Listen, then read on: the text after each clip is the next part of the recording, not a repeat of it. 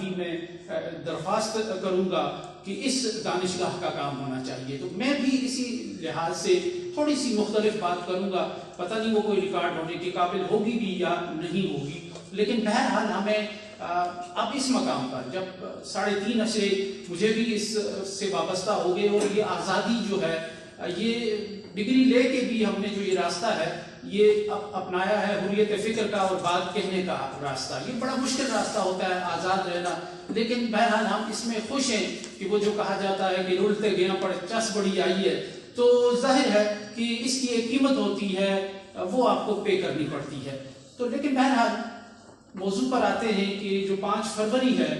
اس پر بہت بات ہو بھی چکی ہے کہ اس دن کوئی ایسا واقعہ نہیں ہوا کہ جس کو ہم یاد کریں. اکثر لوگ ریسرچر ہمارے ہیں، رابطہ کرتے ہیں، اب تو ایڈیٹر لیول کے لوگ بھی ہم سے پوچھتے ہیں جی کیا ہوا تھا، کون شہید ہوا تھا. تو حقیقت میں یہ ایک تسلسل ہے، اس کا ایک منظر بھی ہے، اس کا پس منظر بھی ہے اور پیش منظر بھی ہے کہ جب 1987 میں کشمیر میں ایک نئے امکانات پیدا ہوئے، اور کشمیر کا جو حریت پسند کیمپ تھا، جو ہمیشہ سے انتخابات سے دور رہتا تھا، انتخابات کو فراڈ کہتا تھا، اس نے ایک نئی اسٹریٹجی اپنانا شروع کی، اور اس نے کہا کہ ہم انتخابات میں داخل ہوں گے اور اسمبلی میں جا کے ہم نے جو کچھ کرنا ہوگا وہ کریں گے. تو انہوں نے 1987 کے ریاستی اسمبلی کے انتخابات میں حصہ لیا. مسلم متحدہ محاذ کے نام سے ایک محاذ بنایا، انتخابی محاذ بنایا، جس میں بڑے ٹاپ کی کشمیری لیڈرشپ شامل تھی، حریت پسند. اور یہ محاذ جو ہے بڑی حد تک عوام میں ایک موبلائزیشن پیدا کرنے میں کامیاب ہوا، حتیٰ کہ اس محاذ کا مقابلہ کرنے کے لیے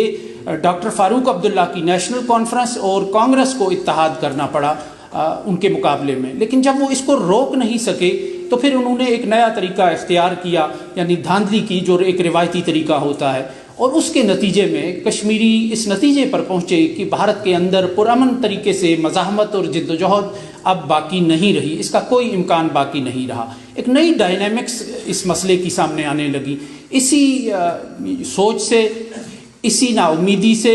اسی حکمت عملی کی تبدیلی سے ہمیں سید محمد یوسف شاہ سید صلاح الدین بنتے نظر آ رہے ہیں. ہمیں ایک پرامن نوجوان محمد یاسین ملک، جو ان کا چیف پولنگ ایجنٹ تھا، وہ مزاحمت کا، وہ تحریک آزادی کا، مسلح جد و جہد کا ایک بانی بنتا ہوا نظر آ رہا ہے. تو اس کے نتیجے میں جو یہ تحریک شروع ہوئی، اور کہا یہ جاتا تھا کہ کشمیری گل و بلبل کی بات کرنے والے ہیں، ساز و سنتور کی بات کرنے والے ہیں، بڑی پرامن لوگ ہیں، اور بھارت نے بھی، یعنی وہ کہا جاتا ہے کہ پیاز کاٹنے کی چھری بھی ان کو اس طرح الاؤ نہیں کی تھی. تو یہ ایسے نہیں اٹھیں گے. لیکن کشمیر کے لوگ اٹھ گئے اور ایک مزاحمت کا ایک سیل رواں بن گیا، اور بھارت کے اوسان خطا ہو گئے، اس کے استخوان میں ایک لرزہ طاری ہو گیا. اس کو کنٹرول کرنے کے لیے بھارت نے کئی طریقے اپنائے، کئی طریقے اختیار کیے. ایک تو مرکزی جو قوانین تھے، جو آسام میں تھے، جو دوسری شورش زدہ ریاستوں میں تھے، ان کا دائرہ کشمیر تک بڑھایا. پھر جو فوجی قوت تھی اس میں اضافہ کیا بھارت نے مسلسل، کہ کشمیریوں کے اس پرامن سیلاب کو، ان کے جذبات کو کنٹرول کرنے کے لیے یہ 2 کیے. پھر جو تیسرا ایک گورنر بنا کر بھیجا، وہ ایک انتہائی کرمنل ریکارڈ رکھنے والا بندہ تھا، یعنی جگ موہن اس کا نام تھا، اور جو پہلے دلی میں مسلمانوں کا قتل عام کر چکا تھا کئی واقعات میں. یہ 3 جو فیصلے تھے بھارت کے، یہ ایک مائنڈ سیٹ کی عکاسی کر رہے تھے کہ بھارت اب کشمیریوں کے ساتھ کس طرح ڈیل کرے گا، کس طرح اس مزاحمت کو وہ کنٹرول کرے گا. تو جب موہن نے آتے ہی ان قوانین کے ذریعے فوجی طاقت کا بے محابہ استعمال کیا، جس کے نتیجے میں کشمیر میں پھر ظلم و جبر کی نئی داستانیں آئے روز رقم ہونے لگیں. جو بھارت کے وزیر داخلہ تھے کشمیری مفتی سعید صاحب، ان کی بیٹی ڈاکٹر ربیہ سعید کو اغوا کر لیا. اور ایک تھیوری یہ ہے کہ ڈاکٹر ربیہ سعید نے خود حریت پسندوں کے حوالے کیا، کہ کچھ حریت پسندوں کو رہا کروانے کے لیے. تو اس وقت بھارت نے پھر ایک سرچ آپریشن شروع کیا. تو کشمیری بڑی باوقار قوم ہے اور ایک تہذیب و ثقافت کی حامل ہے، کچھ قدروں پر یقین رکھتی ہے. تو رات تھی، سرد راتیں تھی، یہی موسم تھا، تو برف باری کا دور تھا. تو بھارتی فوجی سرچ آپریشن کے نام پہ ڈاکٹر ربیہ سعید کو تلاش کرنے کے، بازیاب کرنے کے نام پہ وہ گھروں میں گھستی تھی، لوگوں کو گھروں سے باہر نکالتی تھی، ان کو قطاروں میں کھڑا رکھتی تھی، اندر جو مال و اسباب ہوتا تھا وہ بھی لے جاتے تھے، اور ایک ہیوملیشن کرتے تھے کشمیر کے۔ اس سے کشمیر کے جو عام آدمی ہے وہ ناراض ہو گیا۔ بھارت سے پہلی دفعہ، بھارت کا اور پہلے ہی ایک فاصلہ تھا، لیکن اس سے وہ غصے سے بھر گیا، اور پھر جو کشمیر کے اندر مزاحمت ہے اس نے ایک نیا رخ اختیار کیا، کہ یعنی یہ ان کی عزت نفس کے ساتھ چھیڑا گیا تھا۔ یہ ایک سبق دیتا ہے ہمیں کہ کشمیری عزت نفس پہ کوئی کمپرومائز نہیں کرتا۔ آپ ڈنڈے کے زور پر اس کا سر جھکا سکتے ہیں، لیکن وہ اپنے عزت نفس پہ وہ سودے بازی اس کی نہیں کر سکتا، وہ اس پہ کمپرومائز نہیں کر سکتا۔ تو اس کے نتیجے میں جو تحریک شروع ہوئی، تو پھر بھارت نے جو ظلم ڈھایا وہاں،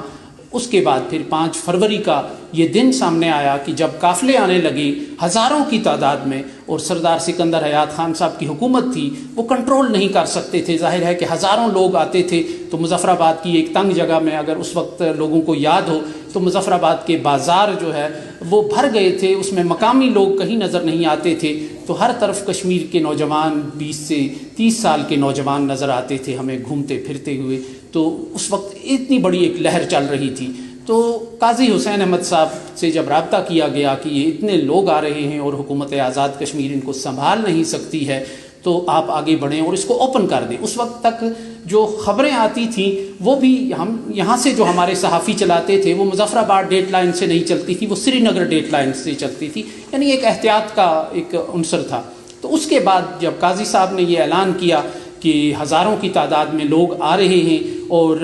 ان کو سنبھالنے کے لیے ہمیں قوم کی مدد کی ضرورت ہے، تو پھر 5 فروری کا یہ دن منایا گیا۔ پھر میاں نواز شریف نے اون کیا، پھر بینظیر بھٹو صاحبہ نے اون کیا، اور اس کے بعد یہ ایک رسم و ریت بن گیا کشمیر کے ساتھ پاکستان کی یکجہتی کا۔ اور پھر کشمیر کی تحریک کا یہ فیز، یہ دور جو ہے یہ 9/11 تک چلا، اور کشمیر کے لوگوں نے بڑی جرت کے ساتھ، بڑی بہادری کے ساتھ غلامی کا جو جوا ہے وہ اپنے گلے سے اتارنے کی ہر ممکن کوشش کی۔ انہوں نے قربانیاں دی، انہوں نے دنیا میں ایک نئی مثال قائم کی قربانیوں کی۔ یعنی پھر میں وہی کہوں گا کہ گل و بلبل کی بات کرنے والے، ساز و سنتور کی بات کرنے والے، شب دیگ اور وازوان کی بات کرنے والے، ایک کلچرڈ، ایک رچ کلچر کی حامل ایک قوم کے باوجود کشمیر کے لوگوں نے ایسے سپوت پیدا کیے ماؤں نے کہ جو 36 گھنٹے تک 3 لوگ 36 گھنٹے تک بھارتی فوج کا مقابلہ کرتے رہے۔ یہ بالکل ایک عجیب سی بات تھی، یعنی انہوں نے تاریخ کا دھارا بدل دیا، انہوں نے پرسیپشن بدل دی اپنے بارے میں، کہ جو کہتے تھے کہ یہ نہیں اٹھیں گے۔ مجھے یاد پڑتا ہے ہمارے ویلی سے آئے ہوئے 4-5 بزرگ جب بیٹھتے تھے تو خود مذمتی کیا کرتے تھے، تو وہ کہتے تھے کہ جی اب خود نہیں اٹھتے ہمارے لوگ تو پاکستان کیا کرے گا، لیکن جب اٹھ گئے وہ لوگ تو دنیا حیران رہ گئی۔ یہ جو ابھی ہم نے ترانہ یہاں پڑھا کہ باغوں اور بہاروں والا، اس میں ترمیم کر دی کشمیریوں نے کہ پہلے یہ ہوتا تھا کہ تم بھی اٹھو اہل وادی، پھر جب کشمیر کے نوجوان یہاں آئے تو انہوں نے پروٹیسٹ کیا، انہوں نے کہا ہم تو اٹھ گئے ہیں، اب آپ ہمیں کیوں اٹھا رہے ہیں، اب ہم اٹھ کے کیا کریں گے اس سے زیادہ۔ پھر اس میں ترمیم کرنا پڑی کہ جاگ اٹھی ہے ساری وادی کر دیا، یعنی یہ ترانے تبدیل کروا دیے انہوں نے، اپنی بارے میں جو ایک رائے کر دیا۔ تو اتنا بڑا انقلاب کشمیر کے لوگوں نے برپا کیا اور انہوں نے تاریخ کا دھارا موڑ کے رکھ دیا۔ لیکن 9/11 ایک المیہ ثابت ہوا ہماری تحریک کے لیے، اور اس کا جو ملبہ ہے، نہ اس میں کوئی کشمیری شریک تھا نہ اس میں کوئی کشمیری فریق تھا، لیکن اس کا جو ملبہ ہے، یہ جو ٹوئن ٹاورز کا کرچیاں ہیں، یہ کشمیر کو بھی آ لگیں، کشمیر کے وجود کو بھی زخمی اور مزمحل کر دیا اس نے، کیونکہ امریکہ نے پھر ہر مسلح تحریک کو، ہر مسلح جد و جہد کو بریکٹ کر دیا دہشت گردی کے ساتھ۔ اقوام متحدہ، فیٹف اور IMF کے ذریعے پاکستان کی کلائی مروڑنے کا ایک کام شروع ہوا۔ کشمیر کے نامی گرامی جو لوگ تھے ان کو گلوبل ٹیررسٹ قرار دیا جانے لگا، اور کشمیر کی تحریک کے ساتھ جو ایک جینون تحریک تھی، جو ایک مقامی تحریک تھی، جو عوامی جذبات کے ساتھ تعلق رکھتی تھی، جو فرزندان زمین کی تحریک تھی، اس تحریک کو پھر دہشت گردی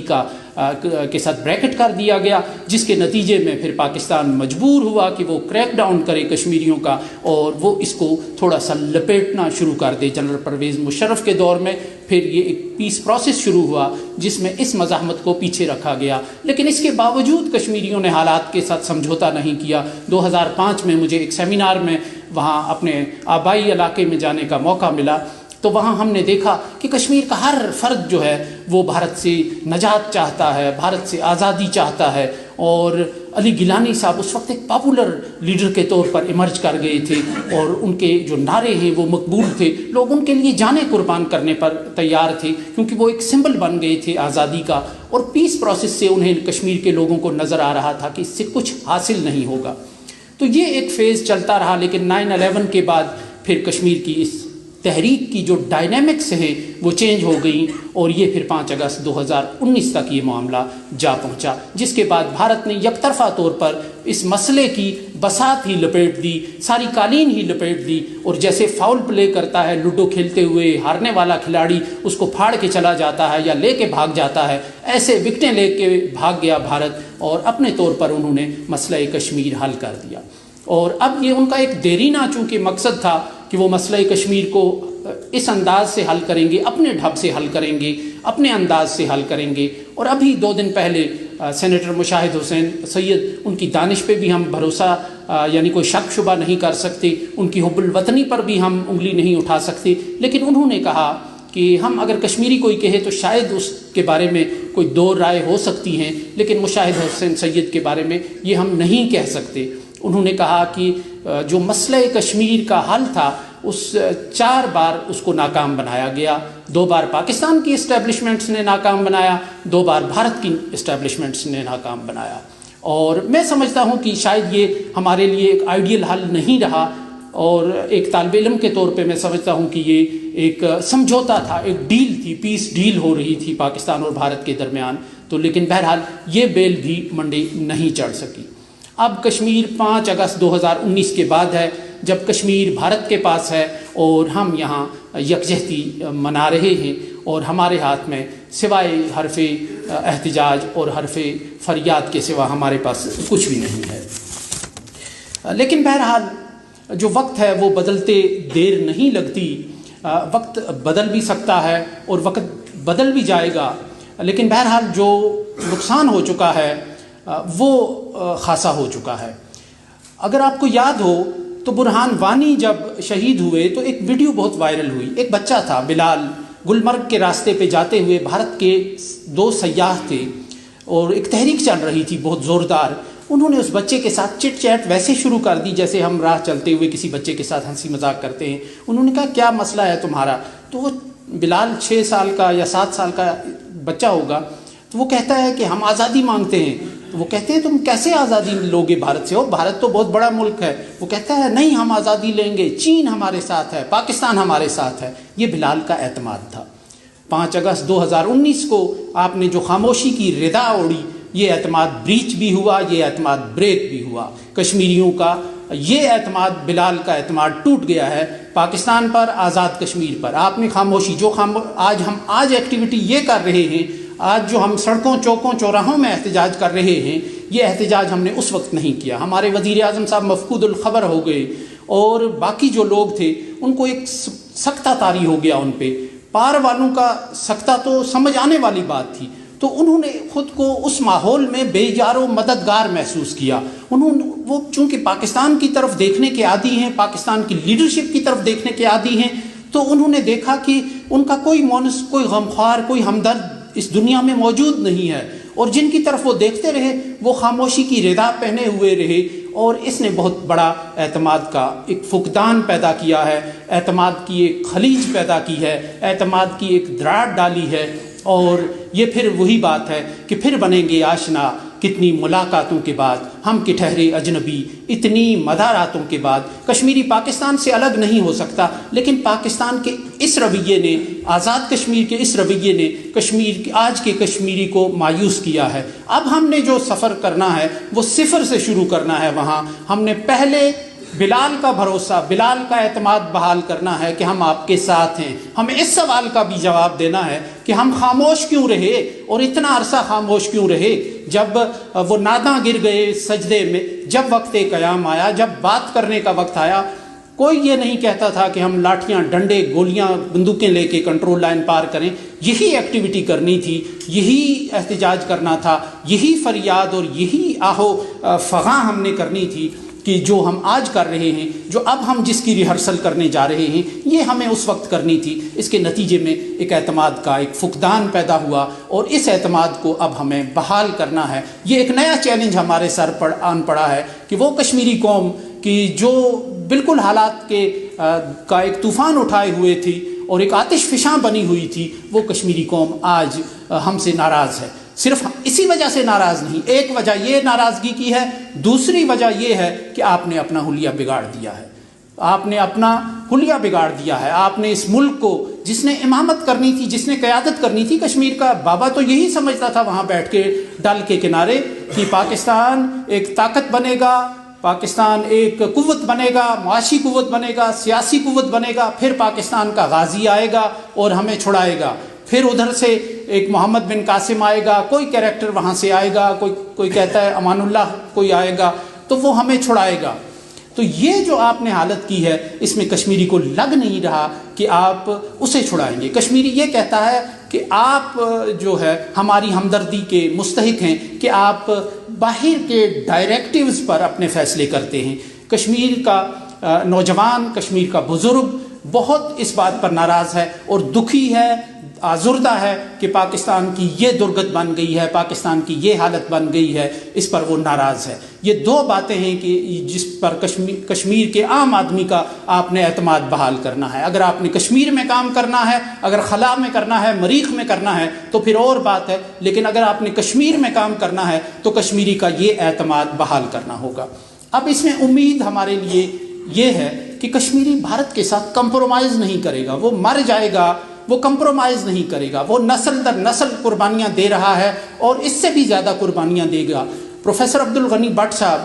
کل جماعتی حریت کانفرنس کے بڑے انتہائی ہنگامہ خیز دور میں وہ اس کے چیئرمین رہے ہیں، منموہن سے بھی ملاقاتیں ہوتی رہیں، جنرل مشرف سے بھی ہوتی رہیں۔